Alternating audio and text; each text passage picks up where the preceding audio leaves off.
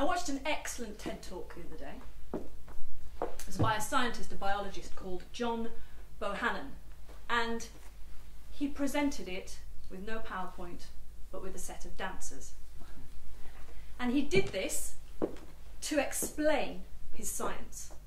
And there were these dancers running around on stage being photons and showing the speed at which they were travelling and how they would slow down. And it was incredible. He had this modest proposal to put to us that we use PowerPoint less and we use dancers more. And in fact, he's set up a project called Dance My PhD, which is specifically for scientists to show their PhD to the public and to peers using dancers. And you can look this up online. And it has gone so far that there are actually scientists collaborating with dancers throughout the process of their work to help clarify it to themselves, to see how things would work. He makes the point that in the US there is a lot of money wasted using PowerPoint and that we should go down the route of using real humans instead. I read a book recently by a lady called Norina Hertz, and it's called Eyes Wide Open. It's about enabling yourself to make informed decisions in this age of information overload. And that's something I felt I needed to read for myself to help me navigate through this life. She has a section in that where she talks about a problem that NASA had with a satellite being traced back to a PowerPoint presentation. In fact, the US military, in lots of cases, have banned the use of PowerPoint because it gives the illusion of understanding and control. And when you're planning an attack in a foreign country, those are things you do not want your personnel to feel or think. The US military do use PowerPoint though, occasionally, and that's when they're dealing with the media. They know that they can use it to soften the media up, to make the media feel like they're in control, and they call this hypnotising chickens. So why am I telling you this? Well, I'd like to make it clear straight away that I'm not telling you this to belittle anybody who's using PowerPoint. Excellent PowerPoint presentations already, and I'm sure there'll be more today. I really enjoy them and they are useful. And we're not dealing with life and death here, hopefully. Our spiritual life maybe, but not our physical life as the US military are. So I am telling you though about these things for 3 reasons. The first one is because that TED talk engaged me so much because of its interdisciplinary nature. Here was a scientist explaining his incredibly detailed biological findings using dancers, and I love that kind of thing. I hate the idea that we are not connected, that there are scientists here and musicians here, and that we aren't interwoven with each other. We are. Scientists are creative thinkers. Musicians can be pragmatic and have that kind of thinking too, and I love that interconnectedness. That's what that TED talk gave to me. Why the Norina Hertz book? Well, that's the kind of stuff I read. And I read it and I gain inspiration for it, for my work. They are not separate things. Reading that book has informed my ideas on decision making. There are wisdoms in that book, words I'm going to physically take and hopefully set to music in some way. And the third reason that I told you about it is that I'm not using PowerPoint today. I'm not very good at it. It takes too much time for me to assemble, time that I would actually prefer to spend thinking about what I'm going to say. And I'd rather dance for you instead, of sorts. And here are my dancers. The other reason I'm not using PowerPoint is I don't want you to think that this is simple, and I don't want you to understand, and I don't want you to feel in control, any more than I do anyway. People who know me, Charlotte knows me very well, Merritt knows me very well, will know that I'm quite a tidy person. Merritt has seen me make a bed, for example. And the reason I keep my physical environment tidy is that so to create space for the chaos and the mess that has to happen internally to be able to do what I do. And I want to take you on that journey through the mess with me today, hence not using the PowerPoint. So the title of the paper, Making Sense of It All, considering the compositional process from life musings to live music, or as my t-shirt says, end result, life music. See what I did there? The reason I chose that title, and I actually prefer the title, and I think Claire's allowed me to say the word of working shit out. I do apologise. Is that I have a problem with the word composer and the word musician. And you don't need to worry, I'm not going to suddenly descend into imposter syndrome angst on you all and have a breakdown, but it doesn't sit well with me. It doesn't sit well with me because I don't deal solely in music. Only a small part of the process is a musical one or involves that, and my pieces quite often end up being combinations of mixed media and theatrical expressions, spoken and sung words, and that kind of thing.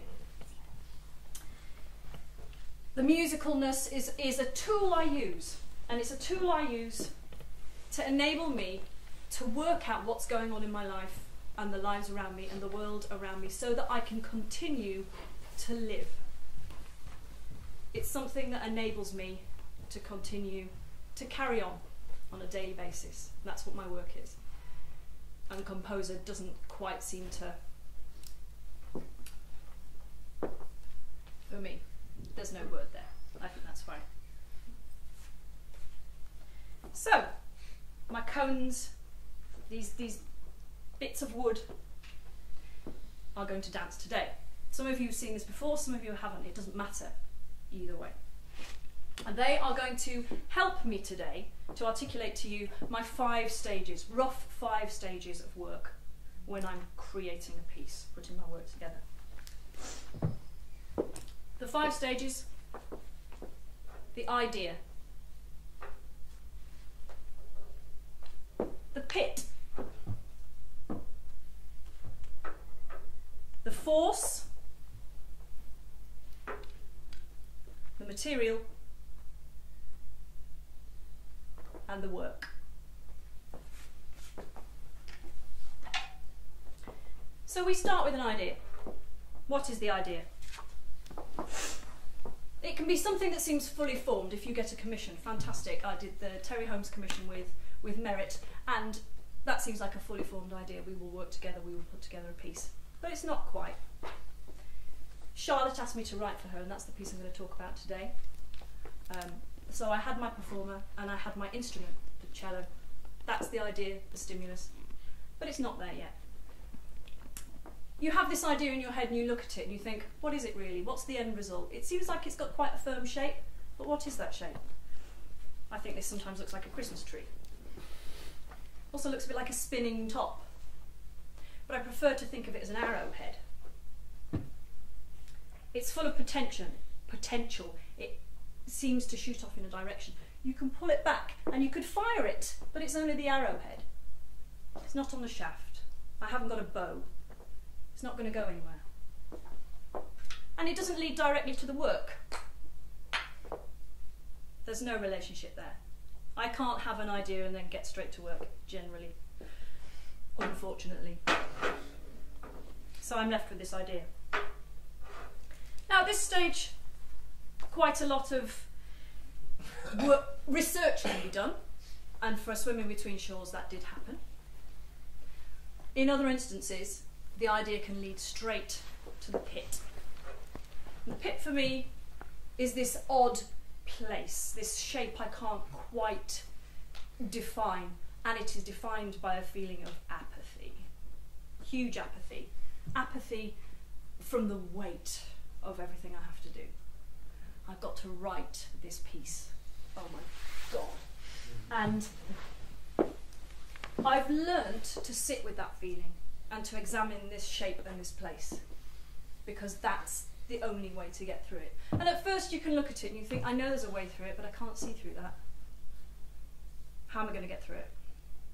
And so you sit with it and you play with it and throw it about. You hope you don't drop it. And before you know it, you can see through it and the shape becomes a bit more quantifiable, a bit more normal. And you realise you can see through it. And you realise you haven't forgotten about your idea and they actually link together. And you are on your journey, despite having sat in that tricky place. What comes next for me is something that has to be external. Something that is a hyperextension. And for me it's a force, it's an energy, it's how I get my energy, that drive, that adrenaline to write. When you learn to snowboard, you need to be able to turn. And the first thing you learn is a technique called falling leaf. You're strapped to your plank of wood on the side of a mountain. And you have two edges that you control your board on, your heel edge and your toe edge. The first thing you do is you stand up, you're on a slope, and you scoot across the piste. And then you scoot back again. If you're this way round, facing down the mountain, this is your heel edge. You can do it this way round, on your toe edge, and this way around as well. But you're not really going anywhere. The way you travel down the mountain is like that. Falling leaf.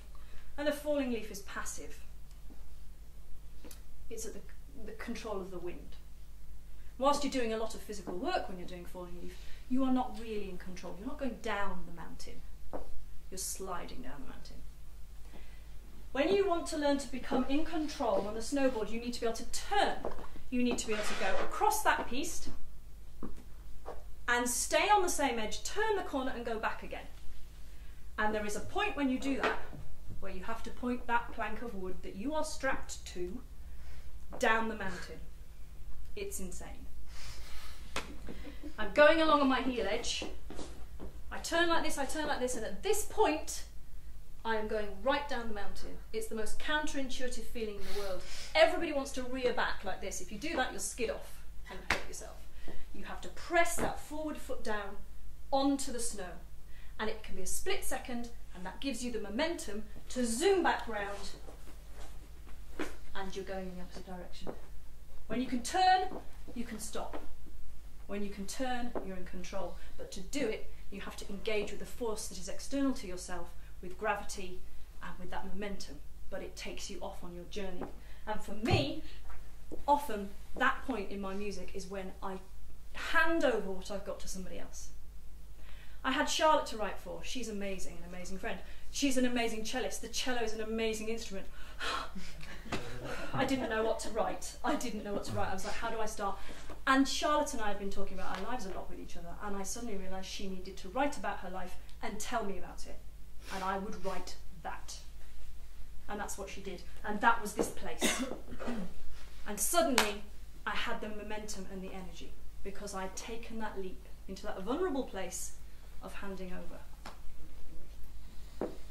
So we've got there, got the momentum, got our force in place, and next that gives me the courage to look back to myself to find the material. Once I had this, I realised that I could do something that's been talked a lot about in seminars recently, the composition seminars, which is look back to my own work, which isn't something I'd done much before. And Charlotte and I actually collaborated in January 2011 on a piece called It All Ends in Tears, brackets, Happily Ever After, that was a piece by a dancer friend of mine. And I wrote Charlotte a snippet of music that she repeated throughout. And it suddenly occurred to me when I received Charlotte's writings about her life that this small piece of music could be my sourdough starter. I think that's something that Arlene Sierra might have mentioned in her seminar, that you take these small pieces of your own music, like a sourdough starter, and you let it grow into another piece. And this is what this piece was. I spoke to Charlotte about it being appropriate for one of the movements, and she agreed, and all I needed to do was expand it into that movement. I then had all the musical material to pull bits out for the other movements, and I was away. But I couldn't have got to that place if I hadn't had the momentum from the stage before. So we have these pieces in place. I've got through the apathy, my idea is intact, I have my performer and the energy from that. I know where my material is coming from. All that needs to happen now is to engage in the work The work that is the base, that is the grounding, where everything slots onto. And get on and write it. And that's where everything finally comes together. And you realise that that idea you had at the beginning did give you an indication of where you were going to be at the end. It did show you the shape, but it needed something to adhere to. It needed to go on a journey. And now all you need to decide is which face you're going to present to people. And you can keep turning it and tweaking it. And that's a part of the process that I very much do enjoy. So, for your delectation, now is the moment where I would very much like to invite Charlotte up to play for you. She's going to play the movement I was talking about, the one that was the beginning movement from the piece that I wrote for her, which is called Other. This movement is called Strong Wants.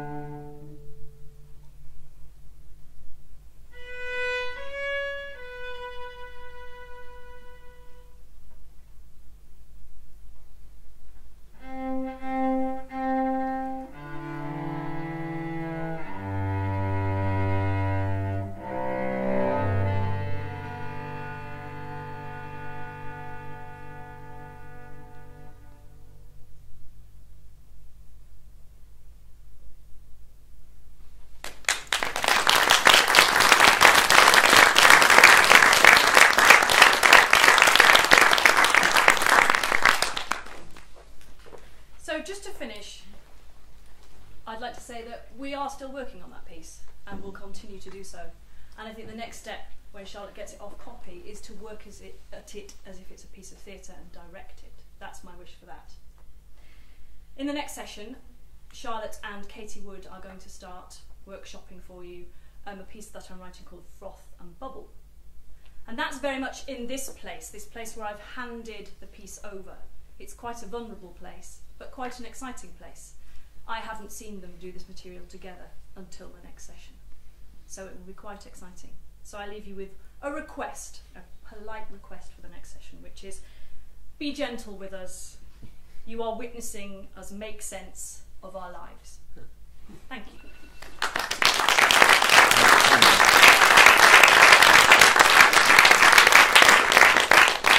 Thank you very much, Maureen. That was an inspirational paper. We've just got time for some more questions, if anyone has any.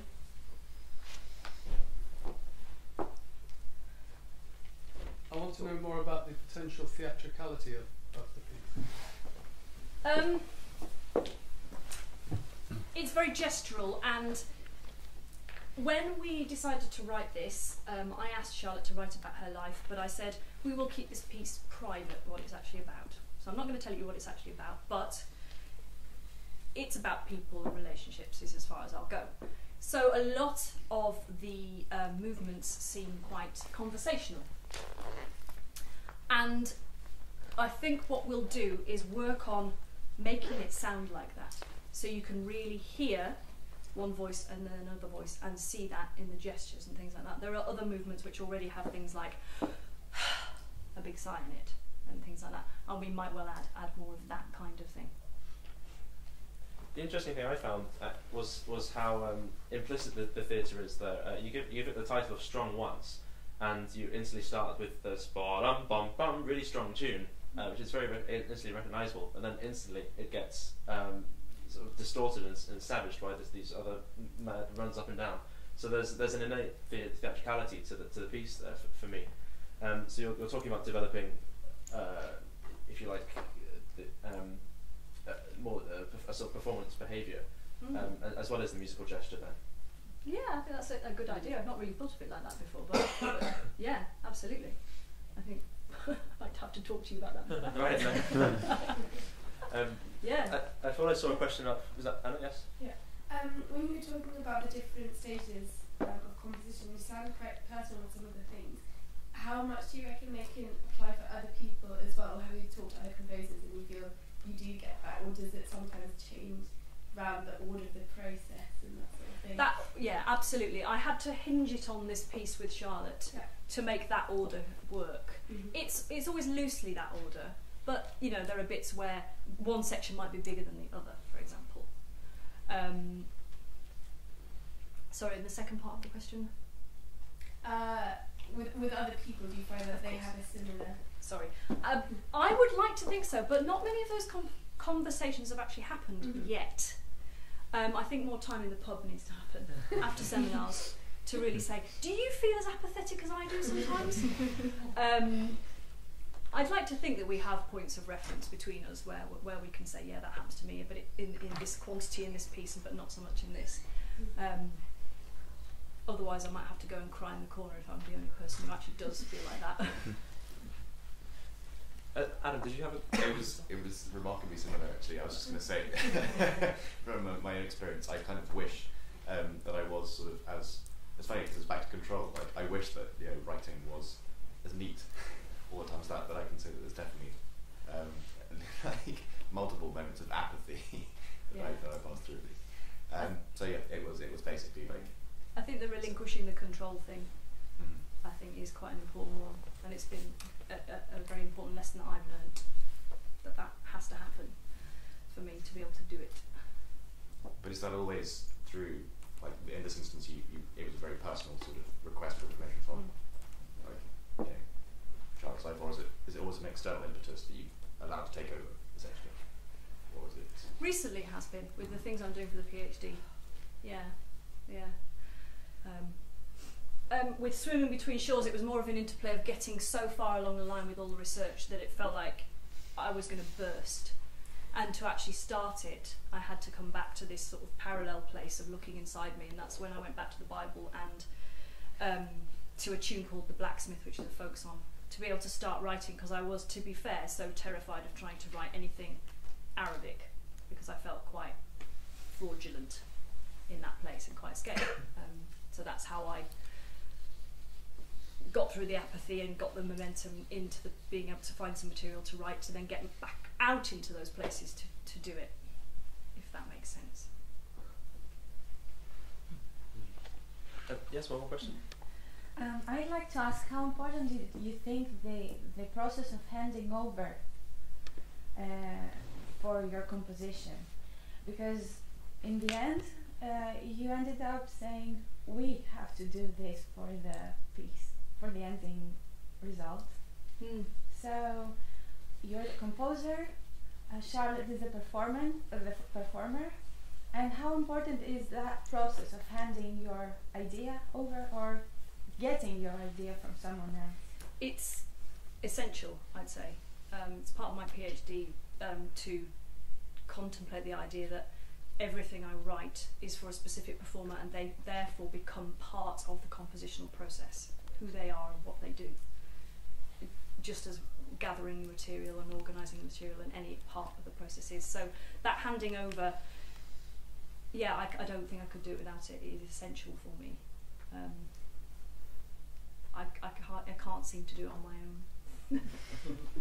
Well, where would we be without any performers, I suppose? Maybe we can leave that as a to be continued. As Morag says, the next session is going to be a composer's workshop in the Jack Lyons. So I think we can draw this one to a close and say thank you very much, Morag and Charlotte, and to our other speakers.